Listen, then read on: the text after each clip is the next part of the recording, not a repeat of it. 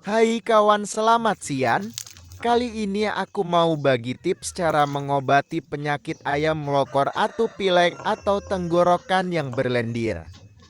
Cuman dengan satu butir bawang putih yang ditumbuk atau diparut atau dipotong-potong kecil-kecil. Langkah selanjutnya, suapkan bawang putih yang udah ditumbuk. Cara ini aku sering gunakan kalau ayam aku kena penyakit moro. Saya sering mencobanya, hasilnya sembuh dalam 2 hari. Jangan lupa rutin ya pagi sore.